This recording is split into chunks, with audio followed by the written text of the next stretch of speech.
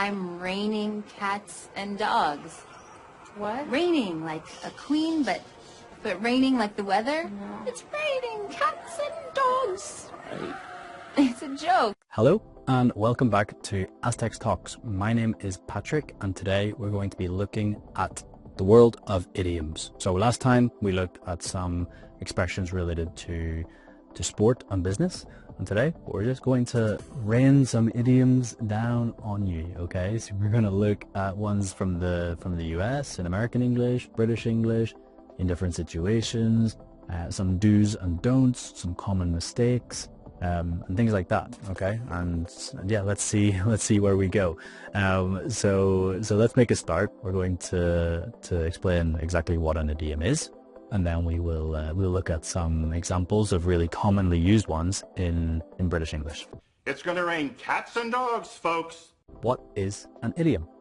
An idiom is a phrase or expression where the meaning is not literal. Okay, so if I say it's raining cats and dogs, I mean it's raining very heavily. There's a lot of water coming from the sky, not that there are literal cats and dogs coming down in the sky. Oh, wow! It's raining cats and dogs! Well, someone had to say it. So yeah, it's just an expression that we use that is not real in its actual meaning, but it means something else. Wow, it's raining cats and dogs. Raining cats? You open the skylight. I'll get the relish. Let's look at 3 really common everyday idioms that we use, and maybe you've heard 1 or 2 of these in your life. If you have any contact with English, maybe you've heard these. That's it. Don't be shy. Now maybe a little joke to break the ice. So the first one would be to break the ice. To break the ice means to introduce something. Big boy pound for trying to break the ice. Yeah, or to introduce yourself. That can be another definition of it. So it just means to start a conversation in an awkward situation, like on a date. Okay, find some shared interests, something you both like, to break the ice. Or meeting new people at work. It's my first day as city manager, so I'm holding open office hours to break the ice. Or a networking event, or team building, that kind of thing. That's a good idea. Game. Might help break the ice. So to break the ice is to resolve a potentially awkward situation at the beginning of an event. Look, tell him you love him. Bite the bullet. The next one is an interesting one that maybe you haven't heard, but it is to bite the bullet. To bite the bullet. This is an interesting one to use very often in financial terms, but to bite the bullet. Well, as your lawyer and your friend, my advice to you is to bite the bullet and give them your alibi now. Doesn't involve shooting anyone or anything like that. It means to do something difficult or unpleasant that you've been avoiding. That's just not workable. I'm afraid we'll just have to bite the bullet on this thing, Clive. And very troubling. So very often we use it when we have to pay for something that we don't want to necessarily. Low-key family dinner, no official party, and we bite the bullet and buy him a car. Or to do something difficult that or unpleasant that we've been putting off, that we've been avoiding doing. You can signal a passing ship, or you can just bite the proverbial bullet, as it were. So for example, if you have this project at work that you don't want to start because it's unpleasant or it's boring, then eventually you'll have to bite the bullet and start it. Spill the beans, old man. And the third one is to spill the beans. To spill the beans. That doesn't literally mean to drop beans. It means we use it in gossip terms. So when someone says something that will uncover more details, like a secret, for example. Okay, enough of these riddles! Would you guys spill the beans? So we use it a lot in gossip. Well, time to spill the beans. So for example, if your friends, or if there's a story or a secret between your friends and they haven't told you, Spill the beans! Maybe you could say, come on, spill the beans. Tell me more. I want to know what happened in that story. Somebody in here got beans. Spill them. Now let's move on to some business English idioms. So in the last podcast, we detailed some that were related to sport, and we're going to double up and review one or two of those as well. But yeah, let's see. 4 idioms that we have related to business. Touch base. Touch base. Touch base. Touch base. Touch base. The first one is to touch base, and we saw this last time. It's related to baseball, and yeah, it just means like, let's talk, let's catch up, let's review what you have been doing. So it's very common between a manager and an employee to touch base on a project or their well-being, how they're doing, just to communicate a little bit more in the middle of a project or the middle of a process, for example. Now, I think before you can think about the box, outside the box, you need to kind of know what's in the box. The next one is to think outside the box. To think outside the box. And this means simply to be creative, okay? So when we have to be creative on a project, you have to think outside the box. Simple as that. You have to be creative. I'll circle back if there's more I can share with you. I'll circle back with you if there's more to convey. I'll have to just circle back with you. We can circle back. I'm happy to circle back with you. I can circle back. I will have to circle back on that one. That's an excellent question. Oh, such an important question. We will circle back with you, and we'll circle back with you. It's an interesting question, but we'll circle back. I'm happy to circle back, but I'll have to circle back with you on it. It's a good question, but we'll circle back with you on this today. We will certainly circle back with you more directly. Another one, the third one, could be to circle back. To circle back. And we're not drawing any circles, we're not dancing, we're not doing anything. But to circle back means let's talk about that another time. So for example, if you're in a meeting when lots of topics need to be discussed and someone is talking about one particular topic that you want to discuss later, you can say, let's circle back on that one. Let's talk about the other things, and if we have time, we can talk about it later. If not, we'll talk about it in another meeting. Let's circle back on that idea. Choose your moves wisely and don't go for the low-hanging fruit. The shiniest apple is sitting at the top. And the last one that I'm going to suggest is some low-hanging fruit. Low-hanging fruit. And this is a biblical reference, but low-hanging fruit is like an easy decision to make. An easy decision to make.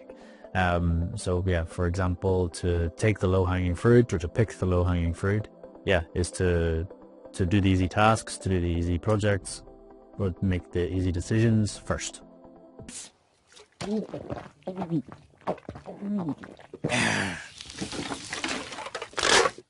There were 4 business idioms. Let's move on to some idioms related to the body. Wow. Yeah, it's going to cost an arm and a leg. You take my advice? I did. Thank you again. Okay, so firstly, we have a really good one, which is to cost an arm and a leg. To cost an arm and a leg. Cost me an arm and a leg. In Spanish, it's more related to eyes and faces, but in English, we use limbs, we use our arm and a leg. To cost an arm and a leg means to be very expensive. To be too expensive in many cases. You cost an arm and a leg, so let's get to work. So for example, the latest edition of that smartphone costs an arm and a leg. It's too expensive. Maybe I should go keep an eye on him. No, let him handle this on his own. Next one does have to do with our eyes, which is to keep an eye on. To keep an eye on something, which means to notice something or to watch something carefully, okay? So it's important that we keep an eye on the patient. So for example, at a hospital, we need to keep an eye on the patient because they are sick. The wedding is about to start when Monica gets cold feet. Go! And as we move down the body, the next one is to have cold feet. Getting cold feet is very common, you know? It's just because of all the anticipation. Or to get cold feet. And this typically means to get nervous about something and in the end not do the thing that you wanted to do. You really think you might get cold feet? This very often happens at weddings or karaoke, to get cold feet. If you get cold feet at your wedding, then maybe you won't get married. Yeah, I didn't go through with the wedding. I got cold feet a few days before. Or if you get cold feet at karaoke, maybe you won't sing the song because you are nervous. Guessing there's something you want to get off your chest. And the last one related to your body is to get something off your chest. Oh, God. It feels so good to have gotten this off my chest.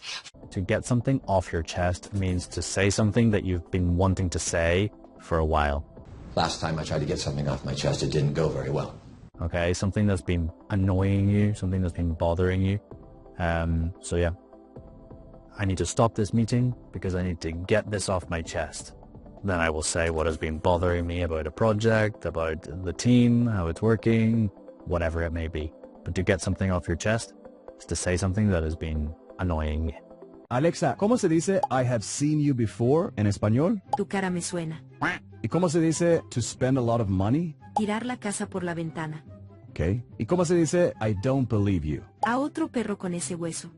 And one thing to be aware of here, and particularly when translating from your own language to English or to any language, to not translate directly. Very often you can get yourself in trouble when we're translating idioms directly. Like for example in Spanish you have tener pelos en la lengua, which you can say to mince your words, but we would never say to have hairs on your tongue. I like it, but in English it doesn't work and it doesn't exist. So the translation is the skill of translation and interpretation is really important here, to not translate directly. Very often it will get you into problems and lead to misunderstandings in English. Do you understand? And let's move on to some do's and some don'ts when we're using idioms. Okay, so the first do is to use idioms when you want to sound more natural, more fluent in English. Okay, however, don't mix them up. Okay, sometimes we have idioms that are very similar. Okay, so for example, to build bridges, which means to build relationships, or to construct relationships with people, and to burn bridges would be to ruin relationships with people. I can't go back to my old job. I burned a lot of bridges there. So just be careful when you when you're using them. Be sure you're using the right one, and that's when it's important to learn them, learn the context, learn where it's appropriate and where it's not appropriate. And another do relates to my previous don't.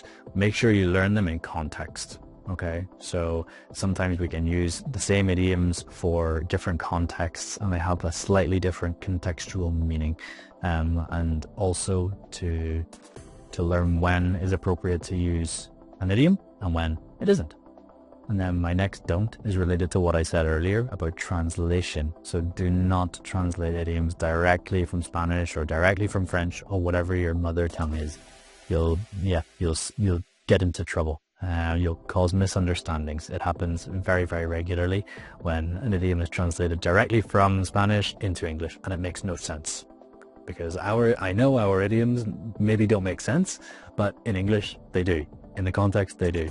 But and the same in Spanish. In Spanish the idioms make sense, but literally they don't make any sense. So be careful when you're translating from your own language and your own idioms to the ones we have in English.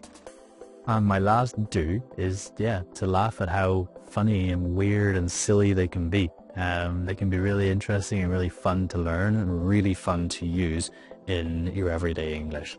But don't take them literally. If you hear one and you don't understand what it means, it's probably because it's an idiom and you're hearing about cats and dogs falling from the sky, or whatever it may be. Don't take them literally. If you don't know what it means, ask for clarification. Then you can use it next time you're in a conversation like that. My English is very good. So before we finish, we're going to do a couple of little things. So I want to firstly introduce some really strange idioms, okay? Some weird idioms that we use in the UK and the US. And then we're going to finish with a little quiz where you need to decide if I have invented the idiom myself and it doesn't exist, or if it is just a real idiom but it's very unusual. So firstly, let's look at a couple more idioms and expressions that we use in the UK and the US. Jane, you double Moreau and sell the coats to Wistrom, and Bob's your uncle. The first one from the UK is Bob's your uncle. Bob is your uncle. Bob's your uncle. And this means that, we use it when something is easy to complete. So we use it when we're explaining how to do something, and then we say Bob's your uncle at the end. Swing by the house, grab the money, come down here and pay my bail, and Bob's your uncle. So for example, to take a picture on your phone, you take your phone, you open the camera, you take a picture, and Bob's your uncle. Done. It's easy as that. It's a really interesting expression, and we use it, at the end of when we've described a simple process. Well, don't kick the bucket yet, I need you. And one more that we use both in the US and the UK is to kick the bucket. To kick the bucket.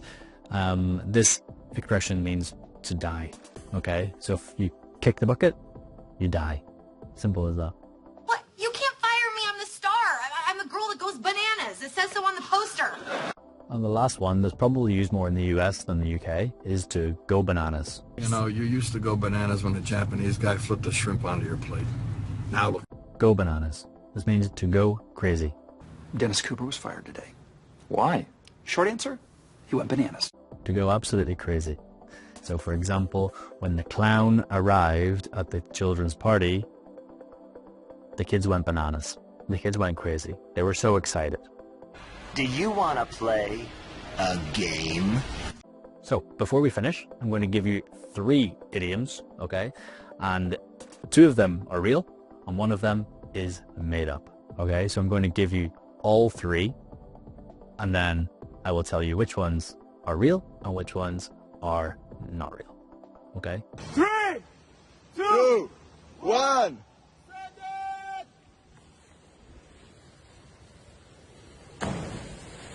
Let's see. First one, to let the cat out of the bag. To let the cat out of the bag. And the second one, to jump on the bandwagon. To jump on the bandwagon. And the third one, to milk the cow of knowledge.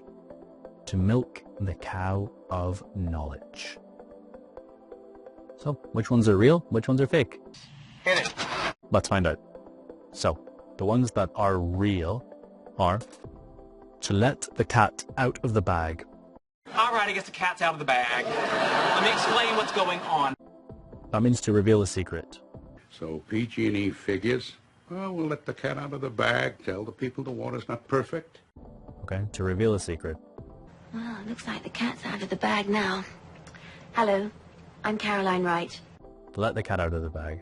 So the surprise party was going to be a great success until my friend let the cat out of the bag by telling the birthday boy. To jump on the bandwagon is also real. Everybody wasn't so excited to jump on the bandwagon and let's hire.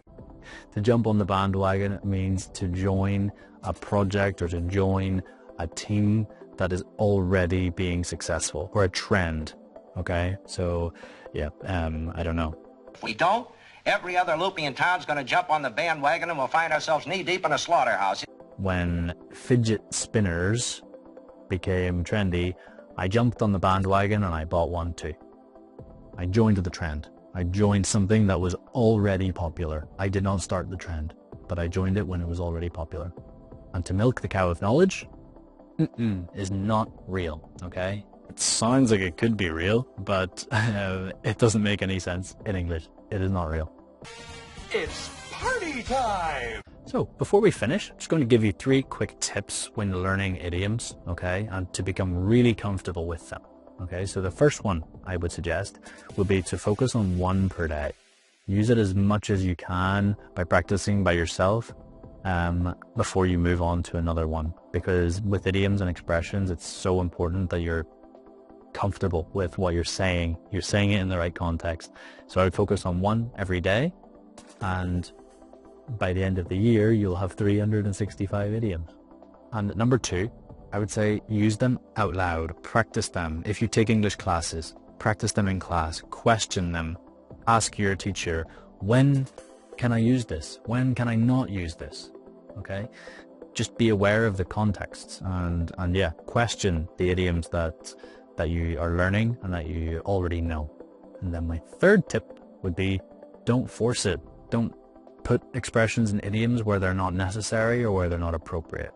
And use ones that you're comfortable with, that you already know, that you know the contexts, you know exactly how to say it, and then you'll not have any problems. But don't force ones that you're not sure about, especially the longer the idiom, yeah, the more important it is to be comfortable with it. Goodbye. And that's it for today. Okay, so thank you so much for listening. I hope you can take away a couple of these idioms and add them to your everyday English. But yeah, if you like, listen again, take in more of those expressions, and yeah, please try and use them as much as you can in the right context when you're practicing English or speaking English to your colleagues, to your friends, to your family, whoever it may be. But that's it for now. My name is Patrick, and thank you so much for listening, and we'll see you again next time. Goodbye.